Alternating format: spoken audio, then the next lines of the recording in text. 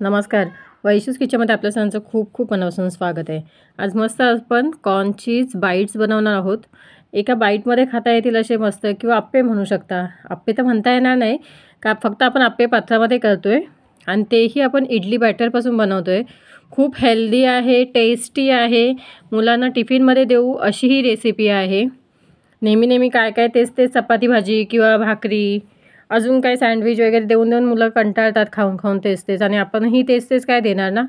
त्याच्यामुळे अशा पद्धतीने काय ते वेगळं थोडंसं, इडली पण नेहमी काय तेच खायची, इडली किंवा डोसा. त्याच्यामुळे अशा पद्धतीने काय दिलात तर मुलं नक्कीच आवडीने खातील.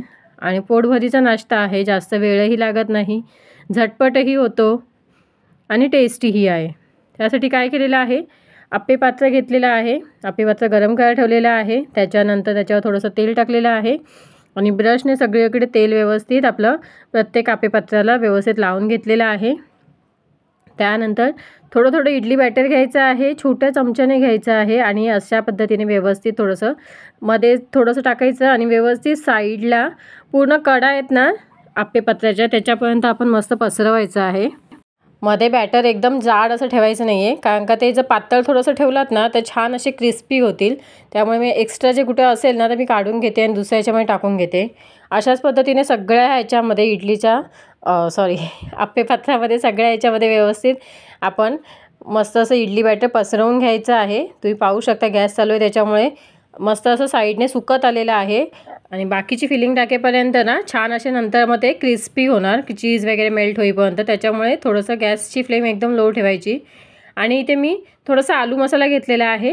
काही नाही, फक्त साधा सिंपल बॉईल बटाटा घेतलेला होता, तो छान किसून वगैरे घेतलेला आहे. त्याच्यामध्ये फक्त लाल तिखट, हळद, मीठ वगैरे टाकलेलं आहे आणि तो आलू मसाला तयार केलेला आहे. तो थोडा थोडा व्यवस्थित सगळ्या याच्यामध्ये आपण अप्पेपात्रामध्ये व्यवस्थित सगळ्या याच्यामध्ये ठेवायचं आहे, थोडा थोडा, जास्त नाही. आणि त्याच्यानंतर बॉईल कॉर्नही घेतलेले आहेत. बॉईल कॉर्न मस्त असे मीठ टाकून थोडेसे उकडून घेतलेले होते कुकरमध्ये लावून आपण, किंवा असंचही आपण दाणे काढून उकडून घेऊ शकता. आणि थोडंसं मीठ टाकलेलं आहे, जास्त नाही. आणि त्याच्यानंतर याचे दाणे वगैरे सगळे काढून घेतलेले आहेत. आता हे सगळे दाणे आपण व्यवस्थित प्रत्येक ह्याच्यामध्ये आलू मसाला ठेवलेला आहे ना त्याच्यावरती आपण थोडे थोडे टाकायचे आहेत. कमी जास्त तुमच्या आवडीनुसार करू शकता, जास्त ही बाहेर जायला नाही पाहिजे. त्यामुळे 4-5 दाणे वगैरे व्यवस्थित आपल्या एका याच्यामध्ये राहू शकतात एवढे. आणि खरंच खूप टेस्टी लागतात, 1 बाईटमध्ये खाता येतील असं आहेत आणि झटपटही होतात, जास्त वेळही लागत नाही. त्याच्यामुळे खरंच खूप भारी रेसिपी आहे, तुम्ही नक्की ट्राय करून बघा.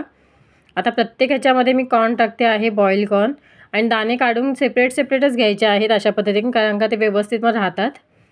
आता हे सगळ्या म्हणजे जे अप्पेपात्र आहे सगळ्या ह्याच्यामध्ये आपण हे थोडंसं फिलिंगमध्ये वरती बॉईल कॉर्न आहे तो थोडासा ठेवून द्यायचा आहे. त्याच्यानंतर चीज घ्यायचं, तुम्ही ते मोझरेला चीज घ्या किंवा आपलं प्रोसेस चीज असतं ना कोणतेही घेऊ शकता. चीज क्यूब वगैरे किसून वगैरे टाकला तरीही चालेल. मी इथे मोझरेला चीज घेतलेला आहे. ते व्यवस्थित सगळ्या ह्याच्यावर आपण पुन्हा आता जे कॉर्न टाकलेले आहे त्याच्यावरती आपण व्यवस्थित ठेवणार आहोत. एकदम जास्तही राहणार नाही आहे, कारण का ते खरंच खूप बाहेर जातं मग सगळं आणि ते वेस्टेज असतं. त्याच्यामुळे व्यवस्थित आपण प्रत्येक ह्याच्यामध्ये बाईट्सवर जे आहेत ना त्याच्यावर व्यवस्थित थोडं थोडं ठेवायचं आहे.